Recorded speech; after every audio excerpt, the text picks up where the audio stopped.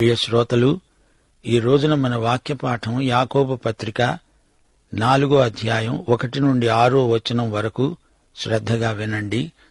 మీలో యుద్ధాలు, పోరాటములు దేని నుండి కలుగుతున్నాయి? మీ అవయవములలో పోరాడే మీ భోగేచ్ఛల నుండే గదా. మీరు ఆశిస్తున్నారు గాని మీకు దొరకటం లేదు.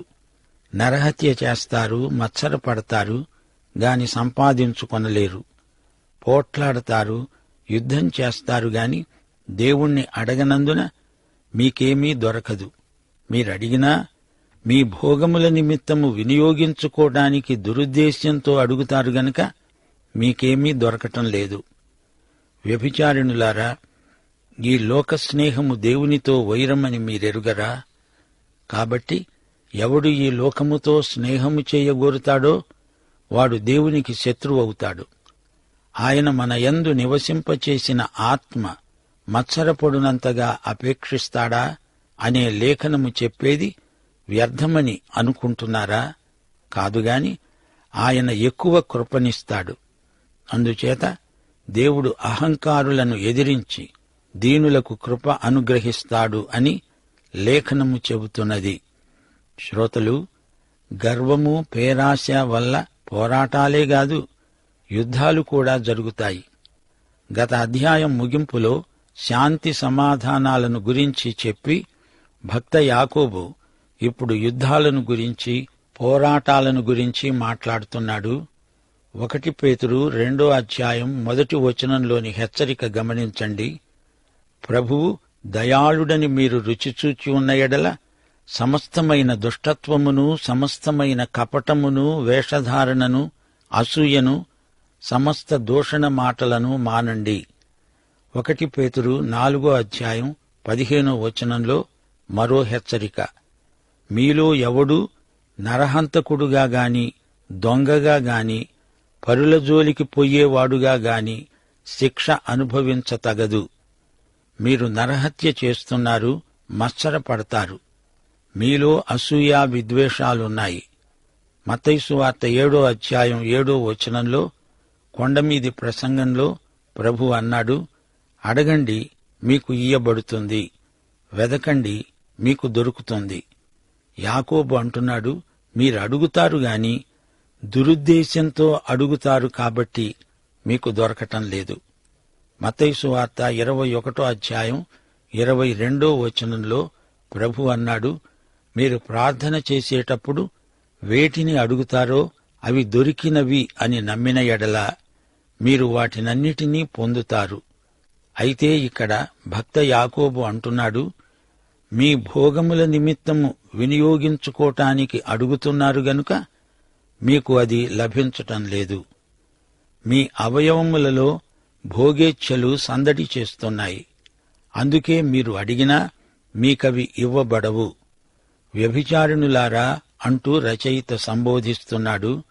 వ్యభిచారులారా, వ్యభిచారిణులారా అంటూ స్త్రీ పురుషులిద్దరినీ ఉద్దేశించి రచయిత మాట్లాడుతున్నాడు. ఇది ఆధ్యాత్మిక వ్యభిచారానికి చెందిన మాట. అనగా దేవుణ్ణి విడిచి లోకంతో స్నేహం చేస్తున్నారు. అపవిత్ర స్నేహం. లోక స్నేహం దేవునితో విరోధం. యోహాను సువార్త 15వ అధ్యాయం 18, 19 వచనాలలో ప్రభు అన్నాడు, లోకము మిమ్ములను ద్వేషించిన ఎడల మీకంటే ముందుగా నన్ను ద్వేషించిందని మీరెరుగుదురు. మీరు లోక సంబంధులైన ఎడల లోకము తన వారిని స్నేహిస్తుంది. అయితే మీరు లోక సంబంధులు కారు. నేను మిమ్ములను లోకములో నుండి ఏర్పరచుకున్నాను. అందుచేతనే లోకము మిమ్ములను ద్వేషిస్తున్నది. నిర్గమకాండం 20వ అధ్యాయం 5వ వచనంలో దేవుడన్నాడు, నీ దేవుడనైన యెహోవానగు నేను రోషము గల దేవుడను. నన్ను ప్రేమించి నా ఆజ్ఞలు గైకొనే వారిని కరుణిస్తాను. మనలో ఉన్న పరిశుద్ధాత్మ మనం దేవుణ్ణి మాత్రమే ప్రాణాధికంగా ప్రేమించేలా మనల్ని ప్రేరేపిస్తాడు. ఆయన మనకు ఎక్కువ కృపనిస్తాడు. దేవుడు అహంకారులనెదిరిస్తాడు, దీనులకు కృప అనుగ్రహిస్తాడు. 1 పేతురు 5వ అధ్యాయం 5వ వచనం కూడా ఇదే మాట అంటోంది. దేవుడు అహంకారులను ఎదిరించి దీనులకు కృప అనుగ్రహిస్తాడు. ఆయన బలిష్టమైన చేతి క్రింద దీన మనస్కులై ఉండండి. శ్రోతలు వింటున్నారా? ఈ అధ్యాయం చాలా ముఖ్యమైంది. లోకస్నేహమంటే ఏమిటి అనే అంశాన్ని చర్చిస్తున్నాడు రచయిత. సైతానును ఎదిరించి ఎలా పోరాడాలి? లోకంతో ఒకటైపోకూడదు. లోక వినోద కాలక్షేపాలలో పాలు పొందకూడదు. తాగుబోతులతో, వ్యభిచారులతో కలిసి వారి వ్యాసంగాలలో పాల్గొనకూడదు. అంతేకాదు, లౌకిక తత్వం దాన్ని మించినది. వారి నుండి నీవు దూరంగా ఉన్నాననుకుంటే సరిపోదు. నీ వేషభాషలు మాత్రమే నీ ప్రత్యేకతకు సూచనలు కావు. నీవు క్రమంగా సంఘారాధనలకు హాజరైనంత మాత్రాన సరిపోదు. నీవు చేసే పనిని బట్టి నిర్ధారణ చెయ్యలేము. యాకోబు రోగ చిహ్నాలను కాదు, రోగాన్నే చూస్తున్నాడు. మనిషి చచ్చేది రోగ లక్షణాలను బట్టి కాదు, రోగాన్ని బట్టి. రోగానికి చికిత్స కావాలి కాని రోగ చిహ్నాలకు కాదు. గడియారంలో 2 ముళ్ళు, నిమిషాల ముళ్ళు, గంటల ముళ్ళు, ఈ 2 పనిచేయడం లేదంటే గడియారం లోపల పాడైపోయింది. అది రహస్యం. మానవునిలో, అతని ఆంతర్యంలో లోకం, లోకతత్వం, లౌక్యం నిండి ఉన్నాయి. మనిషి లోకంలో ఉండడం కాదు, మనిషిలోకే లోకం వచ్చేసింది. దేవుని సంఘం లోకంలో ఉంది, అయితే లోకం సంఘంలోకి వచ్చేస్తోంది. ఓడ సముద్రంలో ఉంటుంది గాని సముద్రం ఓడలోకి రాకూడదు. లౌకిక తత్వం అంటే ఏమిటో యాకోబు పత్రిక విడమరిచి చూపుతుంది. ఈ యుద్ధం, ఈ పోరాటం మనిషి అంతరంగంలోనే ఉంది. కామక్రోధ మదమాత్సర్యాదులు మనిషి లోపలే గూడు కట్టుకొని ఉన్నాయి. మత్సరము, వివాదము ఎక్కడ ఉంటాయో అక్కడ అల్లరి, ప్రతి నీచ కార్యము ఉంటాయి. మీలో జ్ఞాన వివేకములు గలవాడెవడు? వాడు జ్ఞానముతో కూడిన సాత్వికము గలవాడై తన యోగ్య ప్రవర్తన వలన తన క్రియలను కనపరచాలి. భక్త యాకోబు విశ్వవిద్యాలయంలో పరిశోధనాంశం విశ్వాసం. మిగతా అంశములన్నీ ఈ ప్రధానాంశానికి సంబంధపరచబడినాయి. విశ్వాససహితమైన క్రియలు సాత్వికాన్ని నేర్పుతాయి. పైనుండి వచ్చే జ్ఞానము పవిత్రం, సమాధానకరం. సాత్వికం, మృదుశీలం, సహనం, వినయ విధేయతలు మనకు ఆధ్యాత్మిక అలంకారాలు. మత్సరము, వివాదము అల్లరికి దారితీస్తాయి. అల్లరి ఎంతటి నీచ కార్యానికైనా తెగిస్తుంది. సంఘములోకి ప్రవేశించిన లోకతత్వం మూలంగా రకరకాల సిద్ధాంతాలు, శాఖోపశాఖలు బయలుదేరాయి. విచ్ఛిన్నకరమైన ధోరణులు బయలుదేరాయి. విభేదాలు ఎక్కువవుతున్నాయి. పోటీ మనస్తత్వం ఎక్కువగా కానవస్తోంది. ఈ లౌకిక జ్ఞానం భూ సంబంధం, ఇహలోకానికి చెందినది, ప్రకృతి సంబంధం, మానసిక ప్రవృత్తి. చివరికి అది దయ్యాల జ్ఞానంగా పరిణమిస్తుంది. సైతానీయ విధానాలకు అది దారితీస్తుంది. ఇప్పుడు మనం యాకోబు యొక్క విశ్లేషణను మరోసారి గమనిద్దాము. మీలో జగడాలకు, పోట్లాటలకు కారణమేమిటి? మీ అవయవాలలో పోరాడుతున్న మీ కోరికలే గదా. యుద్ధాలు, పోరాటాలు. యుద్ధాలు జాతిపరమైనవి, స్థానికమైనవి పోరాటాలు. కుటుంబాలలో, సంఘాలలో ఇవి జరుగుతూ ఉంటాయి. మీ అవయవాలలో ప్రవర్తిల్లే స్వార్థం, స్వాతిశయం, స్వాభిమానం, వీటి వల్లనే యుద్ధాలొస్తాయి, పోరాటాలు చెలరేగుతాయి, సంఘర్షణలు, వాదోపవాదాలు మొదలవుతాయి. మీరు ఏవేవో కావాలని ఆశిస్తారు, అవి మీకు దొరకవు గనుక హత్య చేస్తారు. మీకు అసూయ కలుగుతుంది, కాని కోరుకున్నది సంపాదించుకోలేరు.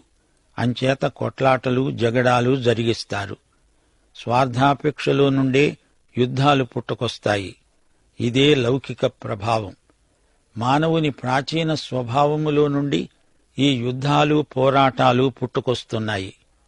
క్రీస్తునందలి విశ్వాసం ద్వారా తిరిగి జన్మించిన వ్యక్తి, పరిశుద్ధాత్మతో నింపబడిన వ్యక్తిలో సమరం కాదు, శాంతి ఉంటుంది. ఈ లోకం పోకడ ఎలా ఉందో ఒక్కసారి పరిశీలించండి. ఇదే దుష్ప్రభావం సంఘంలోకి వచ్చింది అంటే అదే లౌకికాత్మ గల సంఘమనిపించుకుంటుంది. వ్యాపార రంగంలో ఎంత పోటీ ఉందో చూడండి. చిన్న చేపను పెద్ద చేప మింగేసే తంతు. సాంఘికంగా, రాజకీయంగా, సామాజికంగా అంతటా పోరాటాలే. మొదట మనిషి అంతరంగం మారితేనే కాని వివిధ రంగాలలో శాంతి ప్రవర్తిల్లడం కల్లా. కుటుంబంలో మనస్పర్ధలు, ఒకరికి మరొకరికి మధ్య కలహం, అసూయ, కక్ష సాధింపు ప్రవృత్తి, వీటన్నిటికీ మూలం మనిషి అంతరంగం. మీరు అడగరు, మీకు దొరకదు. అథవా అడిగినా దురుద్దేశ్యంతో అడుగుతారు. మన కోరిక ఏదో దాన్ని ప్రభువుకు ప్రార్థనలో చెప్పుకోవాలి. సదుద్దేశ్యంతో అడిగింది దొరుకుతుంది, లేకపోతే అది లభించదు. లౌకిక తత్వం గల వ్యక్తి చేసే ప్రార్థనకు జవాబు ప్రతికూలమవ్వచ్చు. లౌకిక తత్వానికి విరుగుడు ప్రార్థన. విశ్వాస సహితమైన ప్రార్థన ద్వారా ప్రతిఘటనలను జయించగలం. 1 యోహాను 5:4 దేవుని మూలముగా పుట్టిన వారందరూ లోకమును జయిస్తారు. లోకాన్ని జయించిన విజయము మన విశ్వాసమే. దేవుని యందు విశ్వాసముంచు, ప్రార్థించు, నీ హృదయ వాంఛను ఆయనకు అప్పగించు. నీ హృదయంలో సంఘర్షణ ఉందా, మత్సరం ఉందా? ఉంటే అది ఆయనకు చెప్పు, చూపు. చాలామంది ప్రభువు దగ్గరికి వెళ్లి తాము ఎంత మంచివారమో చూపుకోవడానికి ప్రయత్నం చేస్తారు. మన మంచితనాన్ని చూచి దేవుడు మనం అడిగిందల్లా ఇచ్చేస్తాడులే అనుకుంటారు. దాపరికం లేకుండా నీ అంతరంగంలో ఉన్నదంతా ఆయన సన్నిధిలో కృమ్మరించు. నీవు ఎదుర్కొంటున్న శోధనలను ఆయనకు తెలియచెయ్యి. నీ హృదయానికి కలిగిన గాయాలను ఆయనకు చూపు. నీలోని అనిశ్చిత మనస్తత్వాన్ని ఆయన ఎదట ఒప్పుకో. నీలో ఉన్న స్వార్థాన్ని ఆయనకు పట్టివ్వు. నీ దురభిమానం, నీ దురుద్దేశ్యాలు అన్నీ ఆయన ఎదుట ఒప్పుకో. నిన్ను నీవు సమర్థించుకోకూడదు. నీ బలహీనతలన్నీ ఒప్పుకో. నీ అక్కరలు, నీ కష్టనష్టాలు అన్నీ చెప్పుకోవాలి. దేవుడు నిన్ను నూతనపరుస్తాడు. దేవునితో ఈ విధంగా నీకు సన్నిహిత సహవాసం ఏర్పడుతుంది. ఆయనతో సన్నిహిత సహవాసం నీకెంతో ధైర్యం, నిరీక్షణ, ఉత్సాహం. మన బలహీనతలను క్షమిస్తాడు. మన ప్రార్థనలకు సత్వరమే జవాబు వచ్చి తీరుతుంది. నీ హృదయంలోని మత్సరం, గర్వం, అసూయ మొదలైన దుర్గుణాలు పోవాలంటే వెంటనే యేసుక్రీస్తు దగ్గరికి రావాలి. ఆయనే మన పరమ వైద్యుడు. ఏ మనస్తత్వ శాస్త్రజ్ఞుడు సంపూర్ణ చికిత్స చేయజాలడు. రోగాన్ని శరీరం నుండి మనసుకు, మనసు నుండి ఆత్మకు బదిలీ చేస్తారంతే. యేసుక్రీస్తు దగ్గరికి ఆలసించక తక్షణమే రావాలి. యేసే మన సమస్యలన్నిటికీ జవాబు. ఆయనే పరిష్కారం. ప్రభువుకు హృదయాన్ని చూపకుండా నీవేది అడిగినా నీ సుఖభోగాల కోసమే వాడుకునేందుకు అడుగుతావు. నీ దురుద్దేశాన్ని బట్టి నీకేమీ దొరకదు. స్వార్థ ప్రయోజనం కోసం అడిగింది దొరకదు, దేవుడివ్వడు.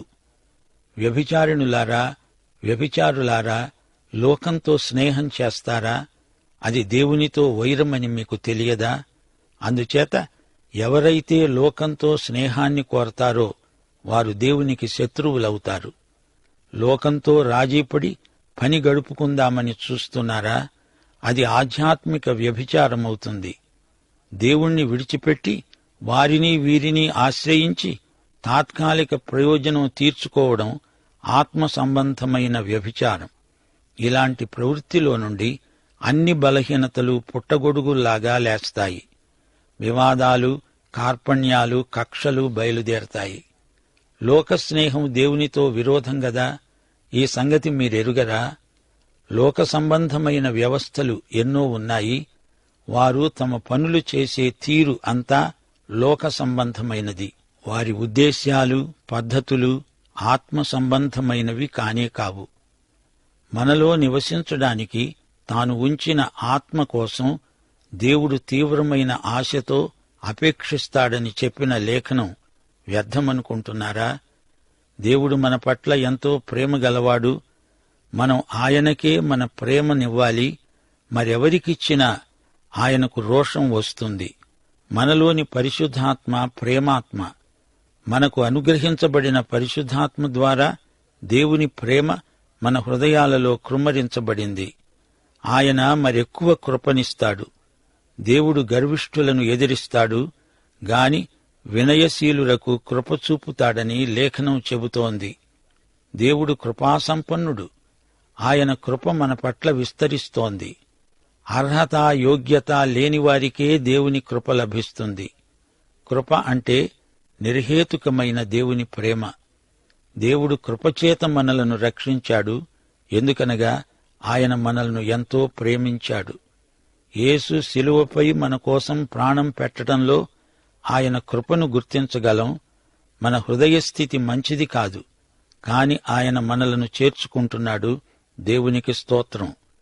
సజీవుడై మహిమలో ఉన్న క్రీస్తు ఇప్పుడు పరలోకంలో దేవుని కుడిపార్శ్వమందు కూర్చుండి మన కోసమై విజ్ఞాపన చేస్తున్నాడు. నీ చుట్టూరా ఔషధాలెన్ని ఉన్నా నీ రోగానికి సరైన ఔషధం నీవు తీసుకోవాలి. నీరు నీ చుట్టూరా ఉంది. దాహం తీరాలంటే నీవు తాగాలి. నీ ముందే సబ్బు నీరు ఉన్నప్పుడు వాడుకొని శుభ్రం చేసుకోవాలి. అలాగే తరుణముండగానే ప్రభువు వద్దకు వెంటనే రావాలి. సోదరీ సోదరులారా, వింటున్నారా? మానవ సమాజంలో సంఘర్షణలకు మూలం దురాశ. శరీర అవయవాలే యుద్ధాలకు పోరాటాలకు కారణం. 1 పేతురు 2:11 ప్రియులారా, మీరు పరదేశులను యాత్రికులను అయి ఉన్నారు గనుక ఆత్మకు విరోధముగా పోరాడే శరీరాశలను విసర్జించండి. ఈ పోరాటం ఉద్ధృతమైతే ఆ వ్యక్తి నాశనానికి అది హేతువవుతుంది. మరో మాట, ప్రార్థించే విశ్వాసులు స్వార్థం లేనివారై ఉండాలి. సుఖభోగాసక్తులై ఉండకూడదు. ప్రార్థనాత్మ లేనిదే ప్రార్థనకు జవాబు రాదు. దొంగతనం చేసేవాడు దేవునికి ఏమని ప్రార్థిస్తాడు? పూర్వం కొందరు క్రైస్తవులు బానిస వ్యాపారం చేస్తూ తమ వ్యాపారాన్ని దీవించమని ప్రార్థించేవారట. ఇదెంత విడ్డూరం! లోక స్నేహం దేవునితో విరోధం. అయితే కొందరు ఇటు లోకంతో అటు దేవునితో స్నేహంగా ఉండాలనుకుంటున్నారు. అది అసాధ్యం. సిరికి దేవునికి కూడా సేవ చేయగలరా? లోకంతో దేవుని బిడ్డలకు అపవిత్రమైన లావాదేవీలు ఉండకూడదు. దేవుని నియమం ప్రకారం దేవుని కంటే ఎక్కువ విశ్వాసులు మరి దేనిని ఎవరిని ప్రేమించకూడదు. అది ఆధ్యాత్మిక వ్యభిచారం అవుతుంది. దేవునికి నీ హృదయమిచ్చి తిరిగి లోకం వెంట వెడితే అది దేవుని మనసుకు ఎంతో బాధ. ఈ లోకంలో శాంతి లేదు, సమాధానం లేదు. మానవ కుటుంబంలో పోరాటాలు ఎందుకొస్తాయి అంటే దానికి ఒక్కటే జవాబు: మానవుని హృదయంలో పేరుకొనిపోయిన పేరాశ. సంఘాలలోకి కూడా ఈ సంఘర్షణలను సైతాను రవాణా చేస్తున్నాడు. ఆ రోజుల్లో రాజకీయంగా ఎంతో కలవరం చెలరేగింది. సంఘాల్లో వివాదాలు, సిద్ధాంతాల తర్జన భర్జనలు కూడా ఎక్కువయ్యాయి. సులువుగా చిక్కులు పెట్టే పాపానికి విశ్వాసులు లోనవుతున్నారు. అలాంటి పరిస్థితుల్లో యాకోబు ఈ మాటలు రాస్తున్నాడు. నేటి వరకు కూడా విశ్వాసులలో అడపాదడపా పలు రకాల వివాదాలు తలెత్తడం సంఘ చరిత్ర నేర్పిన సత్యం. సంఘంలో కొందరు ఒకరితో ఒకరు మాట్లాడుకోకుండా సంవత్సరాల తరబడి కాలం గడుపుతున్నారు. హృదయాలలో యుద్ధ వాతావరణాన్ని ఎలా సహించగలం? దేవుని జ్ఞానం మొదట పవిత్రమైనది, తరువాత సమాధానకరమైనది. శరీరానుసారి అయిన ఒక వ్యక్తి హృదయంలో ప్రపంచ సంగ్రామానికి సరిపోయేంత ఆయుధ సామగ్రి ఉంది. ధనికులకు పేదలకు మధ్య, జాతులకు జాతులకు మధ్య, యజమానులకు సేవకులకు మధ్య, భార్యాభర్తలకు మధ్య పోరాటానికి కారణం మనిషి హృదయంలోని మత్సరం, దురాశ. దావీదు హిత్తీయుడైన ఊరియా భార్యను ఎలా చేపట్టాడు? అహాబుకు నాబోతుకు మధ్య పోరాటం ఎందుకొచ్చింది? సమాధానకర్త అయిన దేవుడే మానవుని హృదయంలోని యుద్ధ ప్రవృత్తిని మాన్పి శాంతి సంస్థాపన చెయ్యగలడు. ప్రార్థనే ఈ చెడుగుకు పరిష్కారం. మనం ప్రార్థనలో అడిగేది ప్రభు సేవలో మనకు ఉపకరించేదై ఉండాలి. పాఠం ఇంతటితో సమాప్తం. ప్రభు అయిన యేసుక్రీస్తు వారి కృప, తండ్రి అయిన దేవుని ప్రేమ, పరిశుద్ధాత్మ అన్యోన్య సహవాసము మనకందరికీ సదాకాలము తోడై ఉండునుగాక. ఆమేన్.